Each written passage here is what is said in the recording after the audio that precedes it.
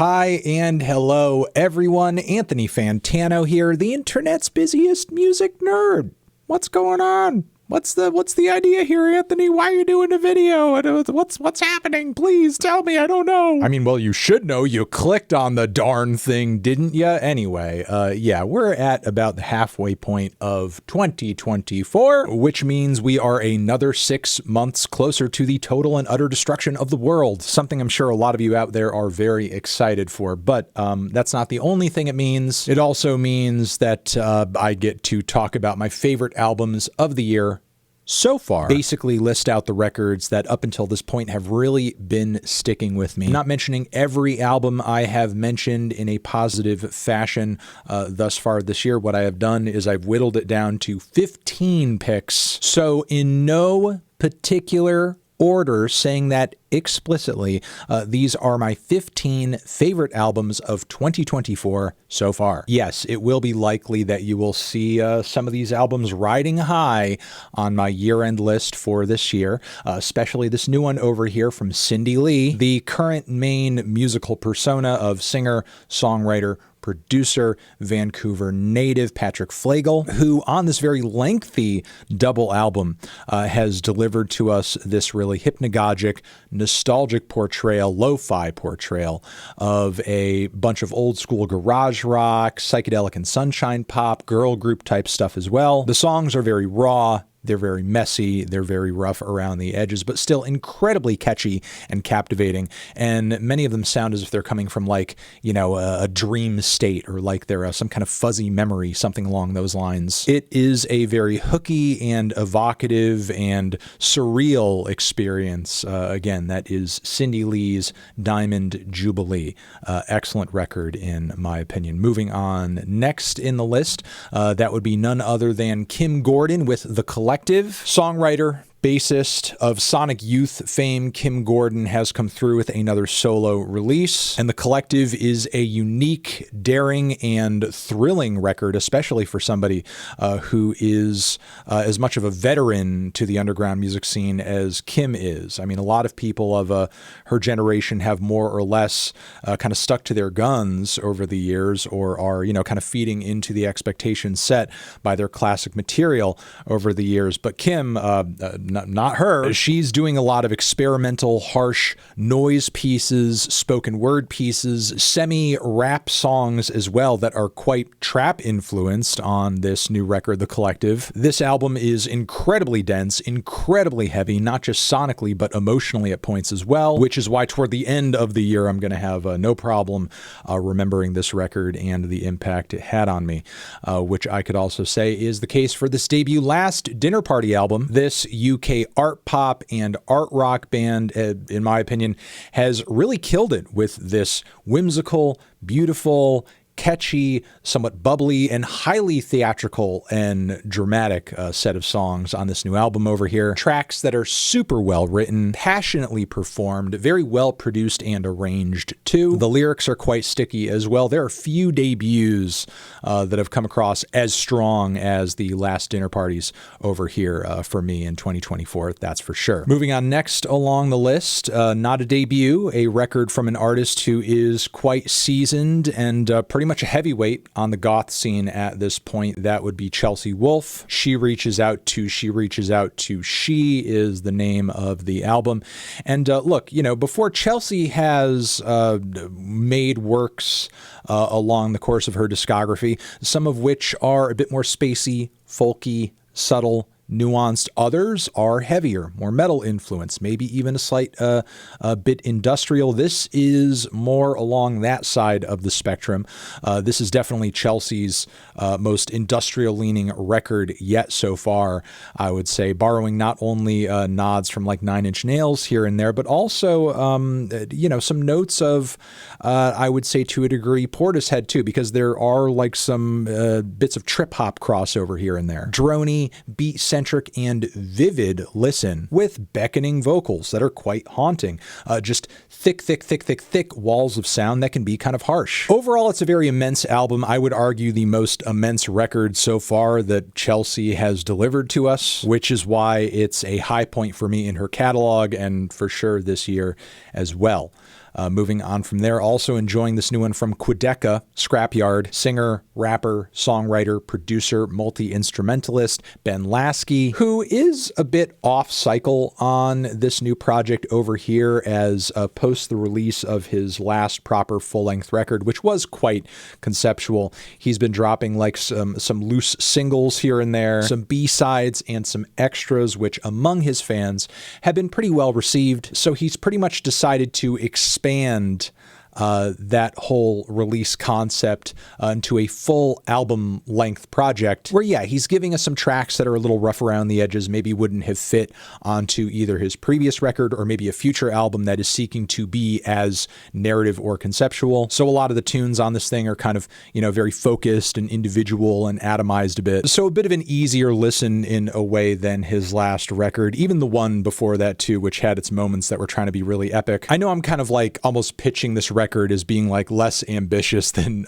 Ben's other works, but I actually do have a lot of love and praise for this project because I think the album features a really well executed and wholly unique blend of elements of emo and singer-songwriter music and bedroom pop and hip-hop. The song structures are super solid. The vocal performances are great and very emotionally captivating. And not to mention that I feel like Ben is really kind of growing as a producer and making better use of things like, you know, alternate mix techniques and texture. And if this is how his music comes out when he's, you know, kind of fuddling about a little bit and not overthinking the big picture of things, I'm pretty excited to hear how things are going to come out when he decides to really try to go above and beyond once again. But yes, Queda Scrapyard, excellent record in my opinion. Moving on from there, loving also the new MGMT album Loss of Life. It's a very moody, melancholic record, that is for sure, but that doesn't mean it's not one of the best records the boys have made to date, as I think a lot of the very sad and abstract commentary on the current day state of the world throughout this LP is quite moving and compelling, but you also do get some kind of weird and slightly tongue-in-cheek moments as well, like Bubblegum Dog, and it's kind of refreshing too to hear the duo embracing some different stylistic and musical modes, like for example on Dancing in Babylon, where they do almost a bit of an adult contemporary duet power rock ballad type thing, and it goes over incredibly. So yeah, there's a lot of new ground aesthetically and emotionally being broken for MGMT on this album, and while there are pockets of it that I wish were maybe developed a bit further or expanded upon, it's still a great album all around, and certainly one that I found myself going back to repeatedly throughout the year so far. I'm also enjoying quite a bit this new MOOR Mother record, The Great Bailout, which is part abstract experimental music and drone piece, part history lesson, as the various songs on this record try to retell the story of Britain's elimination, as it were, the slave trade, which historically in modern times typically is portrayed as like this very thoughtful, moral, benevolent move, when in actuality, when you look at the way it was implemented, it was essentially a bailout to slaveholders who were seen as being robbed of property as a result of this significant legal change. So of course they were made whole. Meanwhile, those individuals who had been enslaved, whose ancestors had been enslaved for years and years and years and years, they were essentially left with nothing but the short end of the stick. And yes, MOOR Mother goes over exactly that injustice in a way that is heavy impact and quite harrowing at points, which is why I do not hesitate at all to recommend this incredible record to you as well. Moving further down the list, Beyonce, Cowboy Carter. Yet, Beyonce went country. She killed it. There's not a whole lot more to say. There are some moments where I think she's, you know, trying maybe a bit too much to overcome the misconceptions of haters who think she doesn't deserve and doesn't have the right to be making country music, which of course is obviously ridiculous on its face and unfair, and probably is coming from a root of racism. But try to ignore and delete as much of that noise from your mind as you can, and just simply enjoy the fact that there are a lot of really great, quality, passionate, an incredibly produced country songs and ballads on this album, as well as fun and kind of unlikely tracks that have some weird, quirky features and funny little country fusions that bring in elements of pop music and dance music and even hip hop. And yet, somehow, it all still works without sounding like a complete mess. So yes, Beyonce, Cowboy Carter, an incredibly commendable record over here and a very good second installment in this trilogy she is currently in the midst of. Also enjoying this new album from death metal outfit CIVEROUS, Maze Envy. If you're looking for something that is incredibly dense, heavy, thick, low-ended, and doomy, you are going to want to give this thing a spin. But that is not all. You're not only getting that thickness and some great killer riffs across this record, but CIVEROUS is also quite versatile in the sonic palettes on this album and bring forward a lot of harmonious and beautiful music passages that kind of contrast with the death metal bits very well, especially with some of the string work toward the end. And when you dive into the lyrics too, there really is like a whole narrative concept going on about, like, you know, a maze and maze envy. I mean, ultimately, it's all really kind of like symbolic, but still, this record really does like kind of appeal and function on multiple layers, which I'm really kind of still peeling back each time I listen to it. But incredible, entertaining, very intriguing metal album that is most definitely worth your time. Let's keep going, getting toward the tail end here. Vampire Weekend, Only God Was Above Us. The boys are back and sounding incredible with, I think, what is their best batch of songs and most consistent batch of songs yet. Maybe it's not quite as hooky as Modern Vampires, but I think the songwriting is still great. The production has gotten back to a place where we have this cool, quirky, mixed fidelity, mixed genre collection of sounds. It's almost collage-y in some respects. But yes, very fun, very interesting album from Vampy Weeks. I have been enjoying this one a lot too. Also digging the new Knocked Loose album. God, the riffs, God, the density, God, the everything on this album. The blasphemy as well. I mean, for anything that is hardcore or metalcore adjacent, this is kind of taking the cake for me. This record is truly a banger. This album is just firing on all cylinders, and it's grabbing a bunch of other cylinders and having those cylinders cylind while the other cylinders are cindilling at the same time. I'm sorry, I know that makes no sense, but that's just how special this album is. It just crushes my brain so bad that after I'm done listening to it, my head turns to gobbledygook. Also enjoying the new Beth Gibbons album, Lives Outgrown. Portishead's leading lady is back with a solo LP, one that has been in the makings for a while now, and it's an incredible one. The vibes and the emotions and the sadness of this record is profound, really cuts deep. Beth's vocals are incredible and dynamic, and the arranged instrumentation that builds up behind her on most of the tracks to this thing are just immense and just complements her lyricism and complements her songwriting very well. It's a stunning album. It's an enchanting album. Don't put this one on unless you're ready to get in your feels.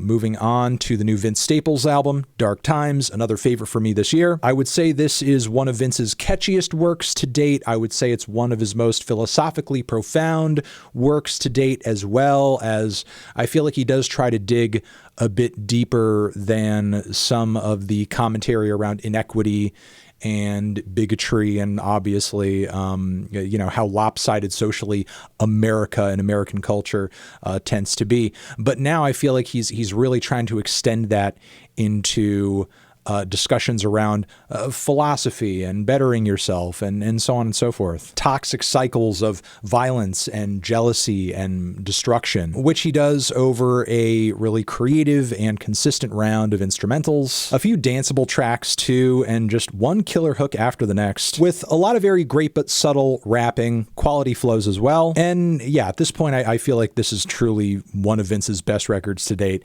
if not his best record. Moving on from there, a couple more. BRAT, Charlie XCX, BRAT. Yeah, I mean, what else do you want me to say? It's a 10. I gave it a 10. It's an amazing record, amazing pop record. It's just pretty much everything that has made Charlie's music incredible up until this point, but Instead, this time diving a lot more into feelings of emotional anguish, a lot of introspective thought, and really bringing it back to the glory days of club-centric pop music from the 2000s, and doing it in a way that's just well executed, mature, endlessly catchy and replayable, and I just could not seem to get enough. We have one more over here, and that would be this new Joanna Wong record, Hotel La Route or Rut. Singer, songwriter, arranger, multi-instrumentalist. Joanna Wong has absolutely killed it on this smash of a record that for me personally has been a really good intro to her catalog and her music generally. If you're looking for something that is very quirky and versatile all over the place, sonically, instrumentally, and topically, this is a very fun and entertaining record as each song focuses on a different persona, a different narrative, a different vignette, another perspective. Meanwhile, the instrumentals behind these tracks are just as all over the place. You have bits of weird jazz fusion, you have country tracks, you have ska tracks, you have indie rock tracks, you have vocal jazz, and sometimes genre fusions that are just beyond description. The tunes are entertaining, the writing is chock full of personality, and each track kind of feels like a weird, fun little episode in an ongoing series of sorts. Very unique record, very special record, and yeah, those are my 15 favorite albums of 2024 so far. Hopefully you got some good recommendations out of this video. I appreciate you watching. Remember, reviews for all of those records will be linked down below so you can check them out for yourselves, anything that you may have missed at some point in the year. And yeah, you guys are the best. Again, thank you for coming through, commenting, subscribing, and all that. Over here next to my head is another video you can check out. Hit that up or the link to subscribe to the channel. Anthony Fantano, favorite albums 2024 forever.